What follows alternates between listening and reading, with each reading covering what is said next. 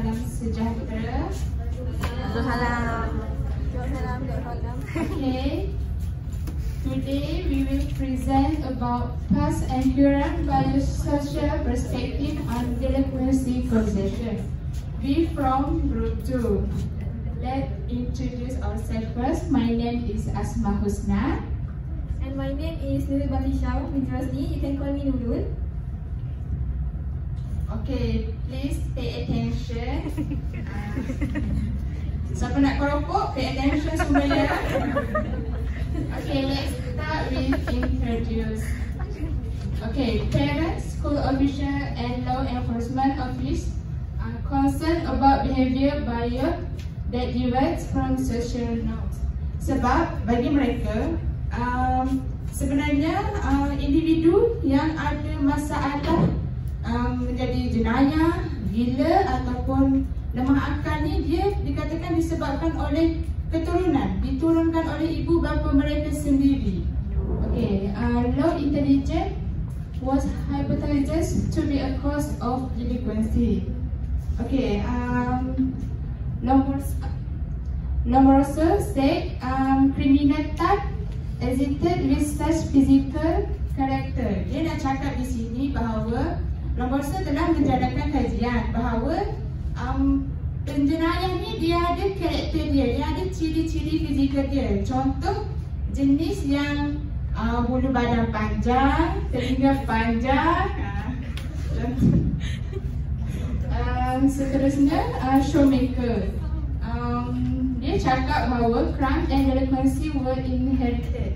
Di sini dia ni telah menjalankan pemerhatian. Pada lebih kurang 100 tahun dahulu dia menyelidik bahawa kesimpulan dan kenakalan ni memang disebabkan oleh keturunan. Jika ibu bapa dia macam jenis nakal-nakal, selalu macam buat jenayah ke apa, dia akan turunlah kepada anak dia. Tapi maybe bukan semua, tapi berlaku macam tu.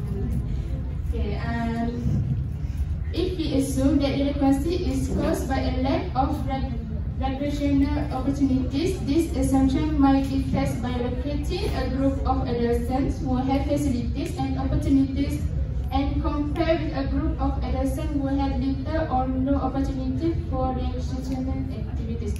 Okay, di sini yang pandang-pandang ni sebenarnya dia nak berkata bahawa aktiviti rekreasi ni juga adalah salah satu faktor boleh berlakunya jenayah. Sebab bagi mereka, menurut kajian dia, antara orang yang ada banyak boleh melakukan banyak kegiatan riadah dengan orang yang kurang dapat melakukan kegiatan riadah, dia bandingkan antara dua tu dan mendapatkan hasil bahawa orang yang kuat beriadah ni macam lebih tinggi melakukan jenayah berbanding orang yang kurang melakukan kegiatan riadah. Macam tu. Okay, next, the theory development process. Okay, Dembazau claim theory of crime and delinquency can be found in six different categories. Every criminology theory contains a set of assumptions like human nature and free will, conflict and causations, and a description of the phenomenon to be explained. Betul, Dembazau ni juga mengatakan bahawa banyak lagi kategori yang boleh menyebabkan berlakunya jenayah ni, macam biosocial, psychology or many subcategory. Sebab theory of criminal and delinquency like classical, neoclassical, positivity, sociological, psychological, radical and critical. Sebenarnya tu hanyalah sedikit tahu kategori. Dia ada banyak lagi kategori yang lebih besar, tapi tidak diceritakan dalam buku ni. Sebab kalau kita nak tahu macam itu, kita kena cari apa kajian Dembazau ni. Seterusnya, the classical school. Okay, sebelum sekolah klasik ni ditubuhkan dalam abad 16 dan 1917 di Eropah, dia telah penjenayah-penjenayah di Eropah ni telah dihukum secara tidak adil. Even dia melakukan jenayah ringan pun dia dihukum dengan berat. Bagi jenayah berat confirm dah dia telah menjatuhkan hukuman mati bagi yang jenayah berat. Tapi bagi jenayah ringan, apa yang dia buat, dia buat lubang dekat lidah ataupun telinga penjenayah tu, ataupun dia potong salah satu anggota tubuh penjenayah tu. Kisah Beccaria ni mengatakan he maintained that the punishment for capture the idea that this human behavior involve a decision between the amount of pleasure that would develop the pleasuring principle. Each human behavior choice involves a decision between the amount of pleasure that would act and the pain that could result. He maintained that the punishment for various crimes should be just severe enough to deter people from the criminal act, should be applied equally to all citizens. Maksudnya di sini ni dia nak mengatakan bahawa sepatutnya hukuman yang diberikan tu sepatutnya setimpal dengan jenayah yang dia buat. Takkanlah korang just ponting sekolah nak kena potong lidah korang. Mestilah tak kan. Macam kalau korang mencuri apa tu lain lah kan, sebab tu jenayah berat. Okay, seterusnya theories that internal to the individual like feeling of inferiority, negative self-concept, emotional stress, peculiar personality traits. Ni bagi pandangan teori. Ni bagi pandangan teori, dia adalah seperti ini. Tapi ni bagi pandangan sosiologi. Seperti kajian-kajian yang telah dijalankan, sosiologi mengatakan bahawa individu ni dia macam disebabkan oleh poverty, slum, peer group influence, broken family or effect of the mass media. Maksudnya jenayah ni bagi sosiologi, dia mengatakan jenayah ni boleh berlaku mungkin disebabkan oleh broken family ataupun terpengaruh dengan media massa. Okay, seterusnya kenakalan ni dapat dilihat dari beberapa punca dan perspektif yang berbeza. First, personality perspective. Maksudnya the character and trait of a youth that have an effect on the young behavior. Maksudnya di sini ciri-ciri dan sifat belia dapat memberi kesan kepada tingkah laku belia tersebut sendiri. Second, sociological perspective. The social factor that have effect on the youth behavior. Di sini pula dia mengatakan bahawa faktor sosial ni dapat memberi kesan kepada tingkah laku remaja. Yang ketiga, social psychological perspective. The social and psychological factor are relating to the youth current situation, such as peer group, family matter, and effect on the youth. Maksud di sini pula dia mengatakan bahawa faktor psikologi ni, sosial psikologi ni berkaitan dengan situasi semasa. Maksudnya jika dia ada macam masalah dalam kumpulan ke, masalah keluarga dia ke, dia akan mempengaruhi semua itu berlaku. Seterusnya neoclassical theories. Ini sekolah neoklasik. Okay, Beccaria, the human is rational and can make a rational decision on what acts are proper and what are wrong. Maksudnya di sini manusia ni dia boleh berfikir secara rasional untuk melakukan tindakan tersebut. Jika dia siap menerima kesan daripada apa yang dia buat, jadi dia boleh buatlah benda tu. Tapi dia perlu berfikir, sanggup ke dia nak terima hukuman tu. Macam kita sebelum buat jenayah, fikir dulu kesan pada buat jenayah tu. Sebab Bila korang buat jenayah mesti korang dihukum kan. Bukan semua jenayah ni dapat terlepas macam tu je. Okay, children under the age of 7 and the infants were to be excluded from this punishment. Okay, di sini kanak-kanak berumur 7 tahun ataupun macam ada masalah mental, dia akan dikecualikan daripada hukuman sebab mereka melakukan perbuatan tersebut tu secara tidak rasional. Maksudnya dia tak tahu apa-apa, dia buat tu dia tak tahu ni baik ke buruk sebab dia masih bawah umur dan dia ada masalah mental kan.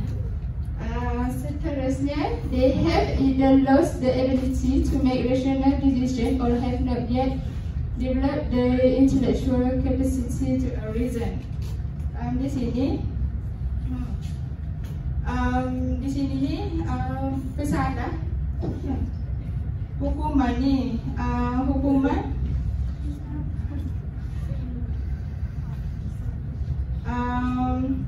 di sini ni dia nak kata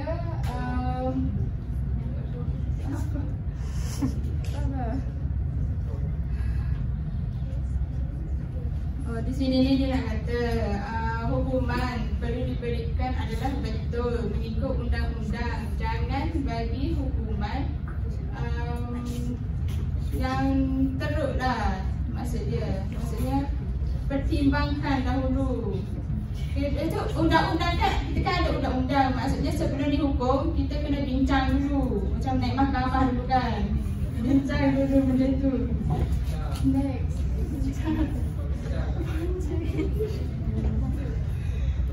Neoclassical conduct prohibited by law must be punished because its violation cheats the welfare of the whole society. Okay, manusia ni adalah makhluk sosial yang perlu mengikut peraturan yang telah ditetapkan oleh undang-undang. Tidak boleh macam sesuka je nak buat semua benda suka je. Macam dunia ni tak ada undang-undang. Okay, menurut Vogel 1975, dia mengatakan bahawa idea Vogel put this idea into a theory concept known as justice model. Justice and compliance with the law are standard by which both offenders and law enforcement and correctional personnel should be judged. Pesalah ni selain dihukum, di sini pesalah ni selain dihukum dia kena bayar pampasan. Maksudnya macam even dia buat jenayah, dia dah hukum penjara berapa tahun tapi itu hanyalah hukuman untuk dia. Apa macam kalau dia tak bayar pampasan, apa macam kelebihan yang akan didapatkan oleh orang yang dia dah buat jenayah tu. Kesianlah orang tu dia buat jenayah tu kan. Pastilah kita kena bayar pampasan ribu-ribu untuk dia kan. Offender also should make restitution and compensation to the victim. Noting that serious offenders should receive a punishment that would remove from the community, put a stop to their criminal career for a substantial period of time. Maksudnya di sini penjenayah tu perlu dihukum sehingga mereka keluar daripada komuniti dan terus berhenti untuk melakukan jenayah. Maksudnya jika mereka keluar daripada komuniti tu, mungkinlah mereka tidak akan melakukanlah jenayah tu dalam tempoh masa yang lama lah. Maksudnya. Okay, next. Okay, korang masih boleh fokus? Ngantuk? Tak boleh lagi jawab soalan Okay, the biological school holds in most cases criminals and at least predisposed towards criminal behavior. No one has identified the cause and factors about unacceptable behavior. The early biological theorists believe that certain physical characteristics such as the shape of the head or hands, body type, or chemical imbalance in the system were indicators of a predisposition towards criminal behavior. hyperactivity in children can result in impulsive deviant acts such as vandalism or assault, can be controlled by behavior modification, therapy or medication. Okay, apa yang saya boleh jelaskan kat sini, sekolah biological ni sebenarnya dah banyak kes penjenayah melibatkan tingkah laku jenayah yang mereka buat. Banyak teori ahli teoris yang dah buat kajian, and mereka masih lagi belum identify the cause and factors terhadap tingkah laku yang suka untuk diterima ni. Okay, orang yang melakukan criminal behavior ni, tingkah laku jenayah ni, kita boleh tahu berdasarkan dia punya bentuk muka dia. Mungkin muka dia berujung ke kan, panjang sikit ke berujung ke, kita boleh tahu. And also dia punya body type yang kita boleh tahu yang dia ni buat criminal. Okay, hyperactivity in children, macam kita tahu kanak-kanak ni kan hyper kan, kadang-kadang lari sana sini, nakal kan. Macam kita dah dulu kan, mungkin orang nakal juga kan. Baik. Okay, so kanak-kanak yang terlalu hyper ni, yang boleh menyebabkan vandalism, macam rosakkan harta benda, mencontek sana sini, kita sebenarnya perlukan ubatan ataupun beberapa terapi untuk kita kawal dia punya tingkah laku.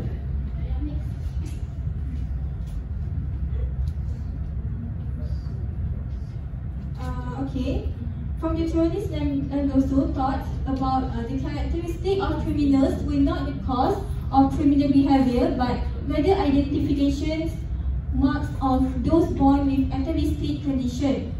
Female atavies could be differentiated by such characteristics as excessive body hair, moles, and masculine traits.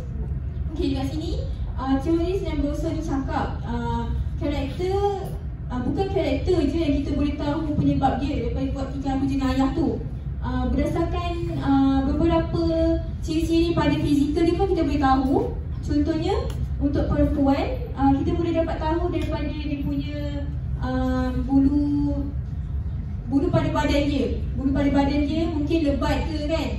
Orang buat jenayah ni mungkin bulu dia lebat, tahulah. Lepas tu mungkin ada banyak tayalan ke, dan mungkin ada sikit masculine trait pada dia.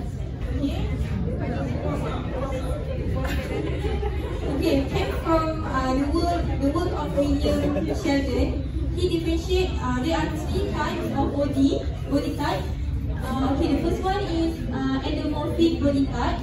Okay, endomorphic is characterized by fat, soft and round body, and the person who has endomorphic body type is mostly extroverted person and a little more comfort. Okay, second one is mesomorphic body type. It is muscular and hard. The person who has mesomorphic body type normally assertive and aggressive. Okay, the last one is ectomorphic body type, characterized by frail, thin and weak. The person who has ectomorphic body type are more likely to be a shy person, sensitive and introverted.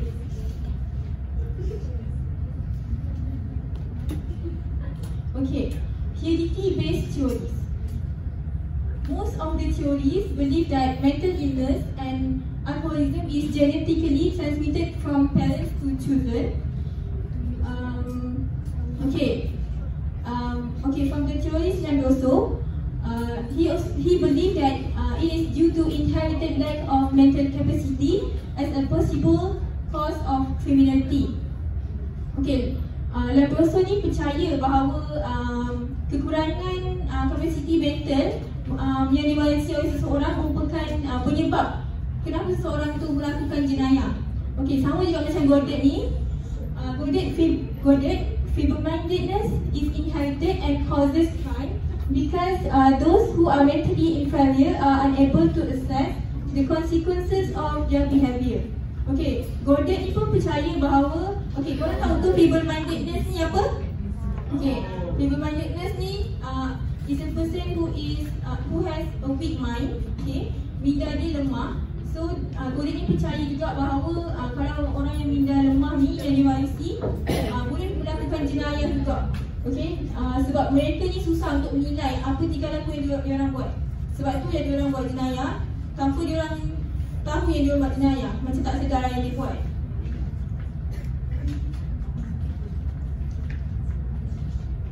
Okay, from Choris McNoy, based on his research on the relationship of the IQ to delinquent behavior, he concluded that there is no direct effect of IQ on the level of youth deviant behavior. He also concluded that IQ is an important criminogenic risk factor only to the extent that it inhibits youth school performance, increases the likelihood of experiencing pressure from deviant peers, and affects the development of self-control. Okay, McNoy ni kata tak ada sebenarnya, tak ada kesan langsung pun terhadap IQ ni pada tingkah laku remaja sekarang. Tapi dia pun ada cakap yang IQ ni penting untuk remaja sekarang supaya kita dapat perbetulkan kita punya prestasi kat sekolah lah kan. Sebab kita sekolah belajar perlukan IQ. Kau tak macam nak exam nanti kan, kau tak tahu nak jawab apa. So kita penting lah. So kita boleh daripada situ kita boleh kawal kita punya kawalan diri kita supaya kita boleh teruskan lah untuk daripada segi performance kat sekolah. Okay. From Harvard anthropologist Hutton believed that he renewed the notion first promoted by Lombroso that criminals could identify by certain physical characteristics. So Hutton ni pun dia pun percaya dengan teori yang dibawa oleh Lombroso, iaitu kriminal ni kita boleh tengok daripada physical characteristics seseorang, tingkah laku dia dan physical dia. And from studies, about 13,000 inmates of reformatories and jails with a sample of more 3,000 non-criminals. Okay, from Hutton defined a list of criminal particular physical characteristics, and it is quite similar with Lombroso. Tall and heavy men are most inclined to be killers, while men with small and undersized youth are likely to be thieves. Okay, kat sini kita faham. Okay, kau faham ke? Orang yang melakukan jenayah macam membunuh orang ni kan, studies ni dia kata orang ni adalah tinggi dan badan besar. Korang? Okay, manakala yang buat jenayah mencuri ni pula orang ni kecil badannya. Kecil badannya. Macam nak curi orang tak perasan. Okay. Heredity-based theories ni also believe that intelligence tests were used as the basis for determining mental deficiency. The courts and correctional administrators tended to go along with the result. Okay, dekat sini dia akan buat ujian kecerdasan kepada beberapa individu supaya kita boleh tahu keputusan sama ada dia ni membuat kesalahan atau tak. Those tested and found to be effective were isolated from their families and placed in institutions. Okay, kepada yang dah dapati bersalah dan buat kesalahan tu, diorang akan asingkanlah daripada family diorang dan hantar ke institusi berkaitan. Current biological explanations of delinquency.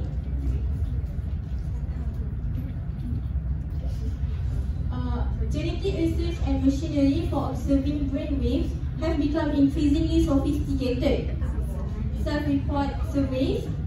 on self-report surveys, males are much more likely than females to engage in delinquent behavior.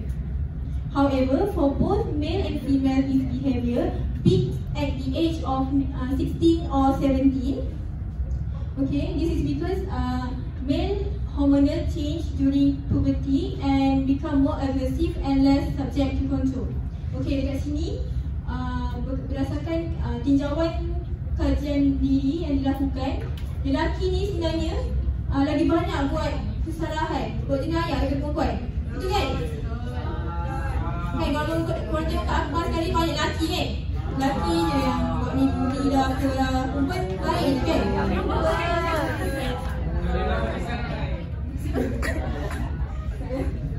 Okay. And kedua-duanya lelaki dan perempuan ni buat salah. Dia start salah laku dia pada usia remaja iaitu 16 dan 17.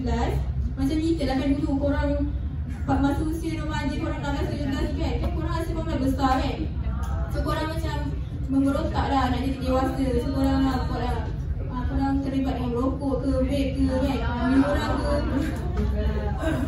So korang rasa macam korang nak buat benda tu sebab korang tak rasa benda tu biasa tak. Okay.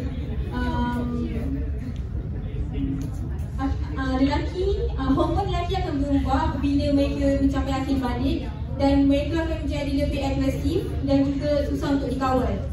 Kan? Korang kan macam susah nak kawal kan? Sedekit kan? Korang cakap ni mesti korang sorry.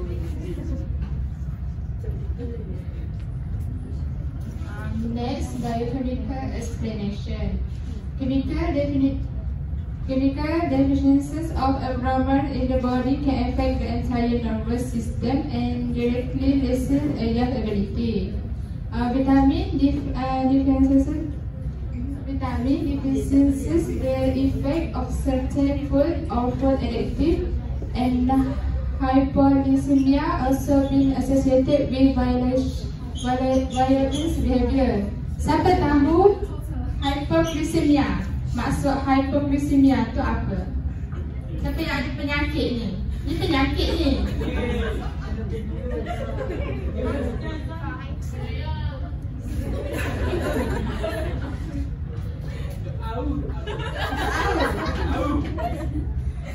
Jadi darah rendah. Maybe tak ada pun penyakit darah rendah.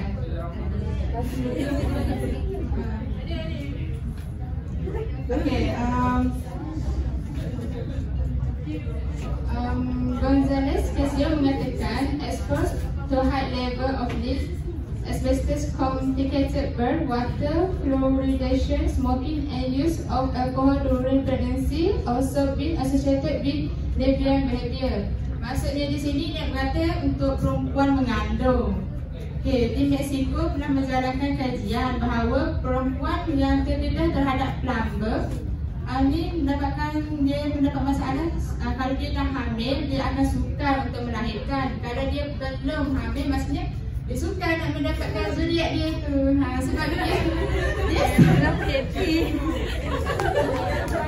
Sebab dia dah terdedah kepada plumber. Contoh macam perempuan hisap rokok ke, hisap vape ke, ada. Tapi bukan kita baik-baik.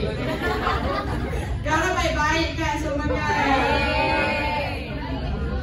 Tak baik. Okay, Kosofi mengatakan research about effects of children being exposed to cocaine in the uterus. Prenatal cocaine exposure may have significant effect on the socialization of the child.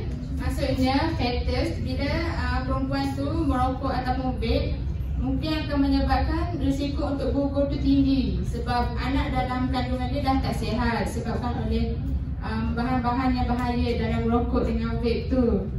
Okay, seterusnya, tapi untuk lelaki pun kalau macam perempuan hamil janganlah pergi merokok dekat dia pula, kesianlah anak dia.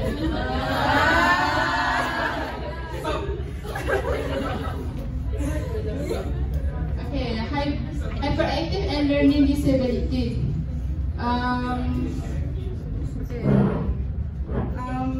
Murray and children with special learning disabilities exhibit a disorder in one or more of the basic psychological process involved in understanding or using spoken language.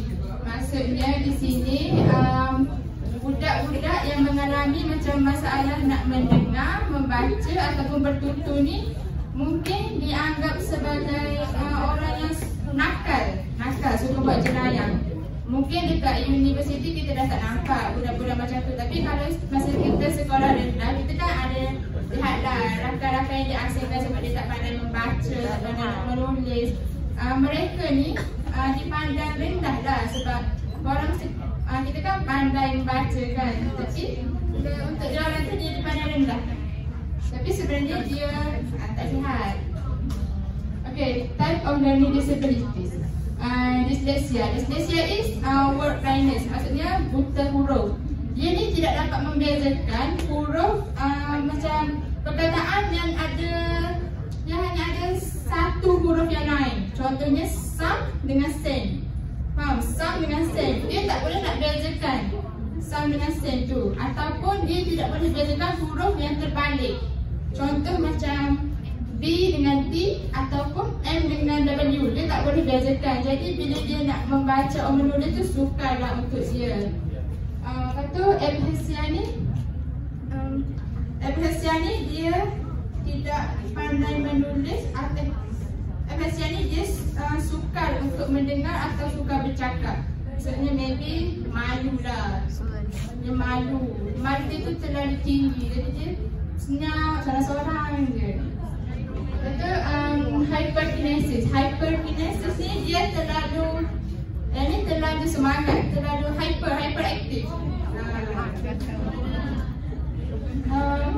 The effect on school behavior may be when teacher perceive the psychologically awkward as discipline problem. Child who has normal or above average intelligence in the slow learning group. Maksudnya kalau di sekolah murid-murid macam ni guru akan asingkan sebab takkanlah kalau nak campur mereka dengan student lain mungkin sukarlah nak belajarkan student lain cepat nak pick up kan, tapi dia orang lambat.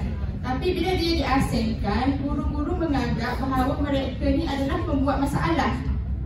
Sebab bila dia tak pandai membaca, tak pandai menulis, dia tahu bermain je lah. Bermain kan mudah je kan. Jadi guru-guru cakap bahawa mereka ni membuat masalah. Jadi dia budak-budak ni akan stres, akan terasa hati lah. Jadi dia akan mula melakukan jenayah tu secara real. Dia nak tunjuklah bahawa kepada guru-guru dia tu. Dan guru-guru fikir macam tu. Jadi dia pun buatlah macam tu. Kanak-kanak kan. Okay, next twin research. Monozygotic twins have the identical genetic makeup, are more similar in the criminal or delinquent behavior than the dizygotic twins. Monozygotic twins from the same age, kalau dizygotic twins from 2 age. Okay, Delgan and Kringler in Norway mengatakan rest of environment in such criminal acts are violence, theft and sexual assault were more similar for pairs in monozygotic twins than for dizygotic twins. Environmental factor of their childhood revealed that the monozygotic twins generally felt that they were rarer than treated light and experienced closeness and common identity much more than the dizygotic twin. Dua kembar ni dia sama, tapi menurut kajian monozygotic twin ni lebih kerap membuat masalah daripada dizygotic twins. Macam itulah. Okay, next.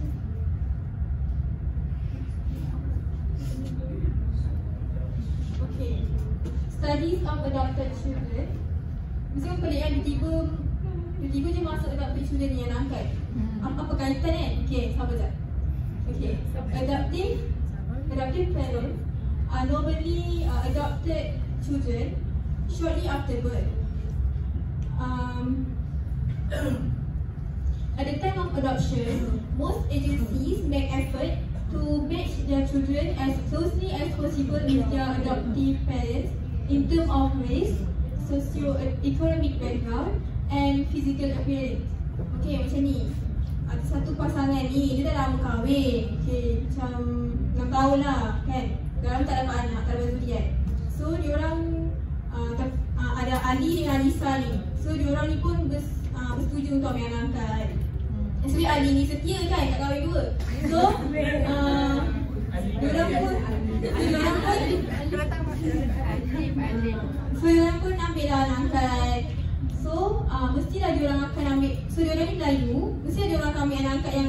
ambil agama Islam kan, takkan nak ambil agama lain. So macam tu lah. Okay, adoptees, natural mother or father had a criminal record were more likely to be involved in criminal behaviour than adoptees whose genetic parents had no criminal record. Okay, dekat sini ibu bapa kandung yang melakukan jenayah, bila dia ada anak dan anak itu jadi anak angkat kepada orang lain, anak itu ada posibiliti untuk melakukan jenayah yang tinggi. Okay, so berbanding dengan ni lah, anak-anak orang lain lah. Kalau dia dah jadi anak angkat orang lain, dia akan lagi buat jenayah. Sebab parents dia dah buat jenayah, so dia dah ikut. Okay, next, genetic factors might contribute to alcohol abuse and may have influenced the adoptive criminality. Okay, benda ni sebenarnya berkaitan dengan faktor genetik. Kalau family dia tu dah terlibat dalam alkohol, then anak kandung dia pun akan terlibat dengan alkohol. Okay, theories from Hutchins and Mednick, they believe that a percentage the genetic and adoptive fathers of adopted males and criminal records, about 31% of the genetic fathers and 11% of the adoptive fathers. The fathers of a comparison group of unadopted offspring in the general population were found to have the same percentage of criminal convictions. Genetics have some significant relationship to criminal behaviour, and studies have shown a biological link between adopted children and their birth parents. Okay, dekat sini genetik sangat-sangat berperanan lah pada tingkah laku jenayah yang dilakukan oleh seseorang, sebab benda ni berdasarkan keturunan heredity based theories. And kajian pun dah mengatakan bahawa betul lah bahawa kanak-kanak angkat ni dengan dia punya parents kandung memang berkait rapat lah sebab genetik. So apa-apa yang dilakukan oleh keluarga kandung dia akan beri kesan kepada anak dia.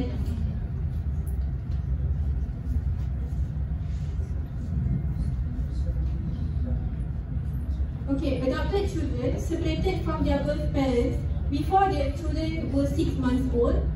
Alcoholism occurred much more frequently in the children whose biological parents were alcoholics, while alcoholism in the adoptive parents was not strongly related to alcoholism. National Institute of Mental Health found that birth parents' problems with alcohol and drugs or psychological difficulties, and adopted adolescents were slightly more prone to delinquent and excessive behaviour than the non-adoptive youth in the study.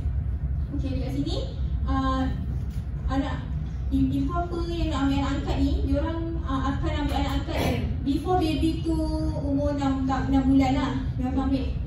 And parents yang terlibat dalam penyalahgunaan alkohol, kalau diorang terlibat dalam penyalahgunaan alkohol, anak kandung dia pun akan terlibat.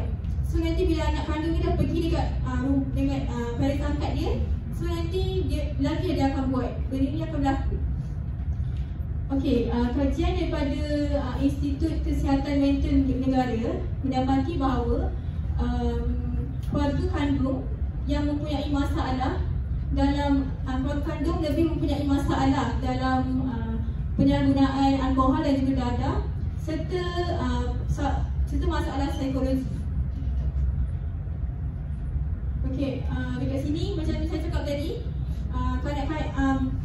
anak angkat yang parents dia dah buat salah jenayah, lebih possibility untuk dia buat jenayah tinggi, and dia akan jadi lebih agresif dan akan melakukan salah laku lah. Bila dia banding dengan orang yang tak banding dengan family yang tak beri anak kandung ni pada orang lain.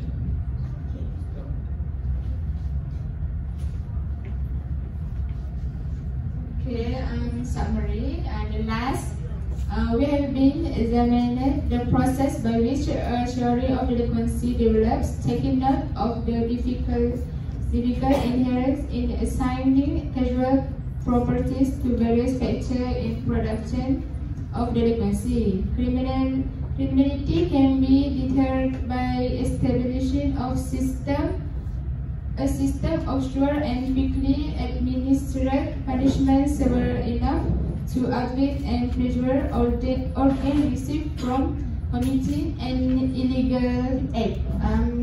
Di sini dalam bab ni menceritakan bahawa perkembangan proses kenakalan. Maksudnya tajuk ni yang menceritakan bagaimana kenakalan ni berlaku mengikut pandangan pengkaji-pengkaji. Okey. Ada banyak faktor yang mempengaruhi berlakunya kenakalan tu, seperti subtopik kami tadi yang semua tu ada faktor berlakunya kenakalan ni. Jenayah ni kita tidak boleh pandang rendah. Setiap jenayah pasti akan dihukum, tapi dihukum mengikut undang-undang yang telah ditetapkan oleh negara kita. Maksudnya bila dia melakukan jenayah, serahkan kepada pihak berkuasa terlebih dahulu. Macam kita jangan lakukanlah tindakan tergesa-gesa, macam nak pukul ke apa ke. Kalau dia buat jenayah, hantarlah kepada pihak berkuasa supaya pihak berkuasa dapat hukum dia mengikut undang-undang yang telah ditetapkan oleh negara kita. Sekian dari kami. Terima kasih.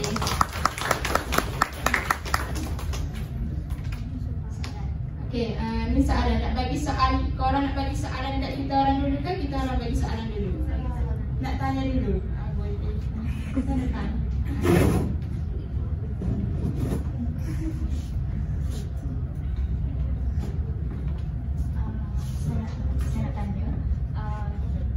Slide tadi, ini cakap orang yang sering beriadah selalu melakukan jenayah. So can you explain for me detail about that? Ni. Bagi soalan tu kita bagi. Okey, ada pengkaji yang pernah mengkaji tentang aktiviti riadah ni.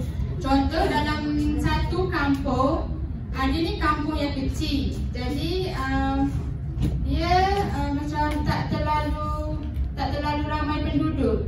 Tapi dia ni di sekolah ada satu stadium untuk dia orang main bola keranjang. Kalau korang nak lebih faham, buka tu artikel tu. Dia ada cerita dia. Ni dia ada stadium main bola keranjang. Dan student-student dia ni sukalah bermain ramai-ramai kan bola keranjang. Tapi bila cuti, tutup dah sekolah tu kan, tempat tu pun tutup. Tapi dia orang ceroboh masuk sekolah tu. Dan dia orang cungkit apa tu, tingkap tu dia orang buka. Sebab ketika tu macam fasilitas sekolah pun masih tak okey. Jadi macam mudah dah dia orang dapat cungkit tingkap tu, dia orang masuk melalui tingkap. Jadi dia orang main je bola keranjang sampai petang. Tapi ketika tu masih tak ada orang yang perasan. Tapi macam kadang-kadang guard akan masuk ke stadium tu untuk macam cek elektrik ke apa ke. Jadi dia perasan dekat lantai stadium tu kotor. Sebab dia kan budak-budak kampung kan. Jadi jalan pun mungkin ada jalan yang berselut ke apa. Jadi lantai stadium tu kotor. Jadi dia dapat syak bahawa ada orang ceroboh masuk sekolah tu. Pada hari-hari yang seterusnya pun mereka masih ceroboh sekolah sebab tak ada orang tahu. Tapi ada sehari tu guard tu pergi tangkap dia orang sebab dah ceroboh. Tapi guard tu just bagi peringatan untuk dia orang. Tak bagi apa-apa tindakan tu. Macam tak serahkan dia orang kepada cikgu. Dia orang just tangkap bagi nasihat je. Lepas tu situlah dia nak tunjukkan bahawa mereka terlalu aktif sehingga mereka melakukan jenayah dengan menceroboh sekolah tu. Menjawab ke soalan Sarah? Okey, korang dah tanya soalan tadi kan? Satu soalan. So kita orang pula tanya soalan ke korang. Okay. Tell me how many body types and list out each of them. Okay, come here. Nak jalan tak?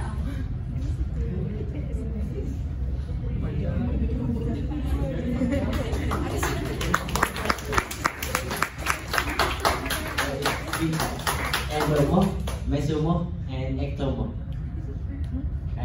Endomorph tend to like fat, round, and big. Lepas tu biasanya orang ni extrovert.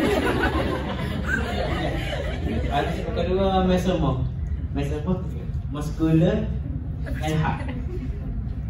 Ketiga ectomorph. Ectomorph ni terus tu.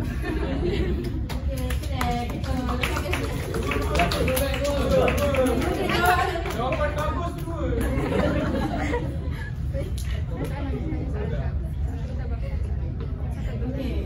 Korang pula tanya soalan.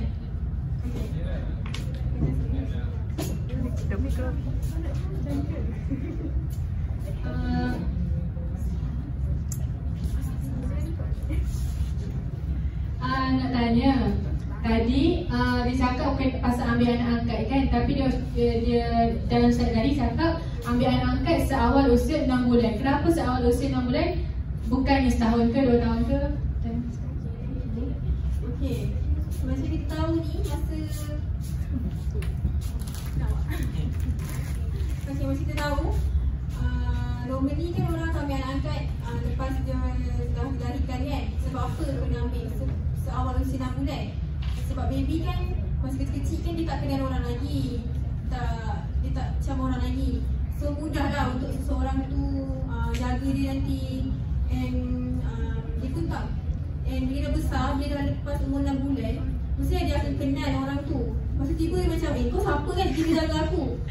So sebab tu lah kena ambil seawal-awalnya usia 6 bulan lah ke bawah. So dia tak meragam lah. Sebab bila dah besar ni, dia orang akan lebih camuk orang and memilih kan orang. Lepas tu nanti menangis. Macam tu lah. Okay. Soalan dari kami yang terakhir. What is the meaning of dyslexia? Meaning and apa tu? Masuk dalam penerangan dia sikit pasal dyslexia. Ke rakat tangan belakang. Hasil.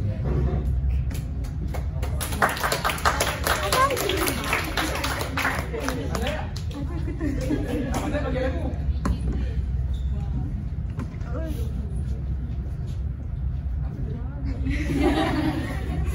Dyslexia masuk dalam penerangan. Dyslexia tu maksud dia buta huruf. Penerangan dia macam dia tak dapat bezakan huruf yang terbalik. Macam M dengan W, W dengan N dengan P, X, O, R, X.